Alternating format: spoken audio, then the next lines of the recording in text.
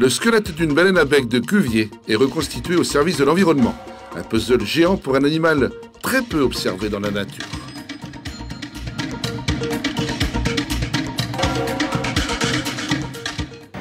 Ce squelette de baleine a été retrouvé en décembre 2012 par le service de l'environnement dans un îlot du centre. Il s'agit d'une baleine à bec de Cuvier. Vivant, il ressemble un peu à un très grand dauphin.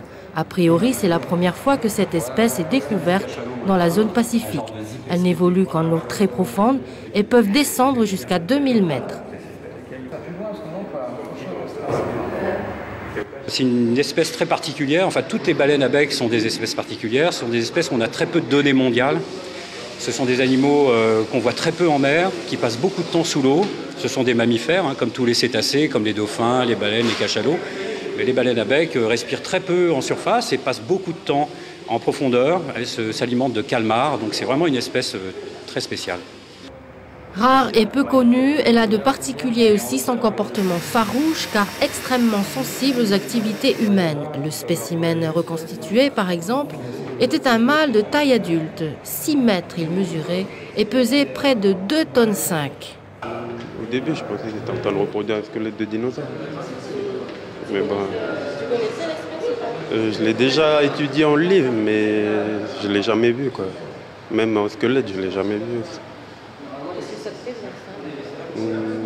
Ouais, c'est bien quand même de savoir, parce qu'on ne pensait pas que dans le Pacifique, il y avait des poissons comme ça, quoi. À la base, je pensais que c'était un dinosaure, et non. Mais surtout qu'ils arrivent à recomposer.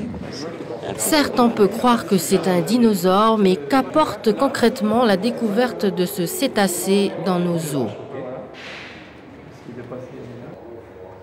Le fait de savoir qu'elle est là, ça enrichit le patrimoine local. Puis ça veut dire que dans des futures actions de conservation, il faudra en tenir compte. Ces biologistes composent avec les moyens du bord pour la reconstitution du cétacé. Ils espèrent la terminer demain pour leur fin de mission qui s'achèvera par un rapport final prévu pour 14 heures.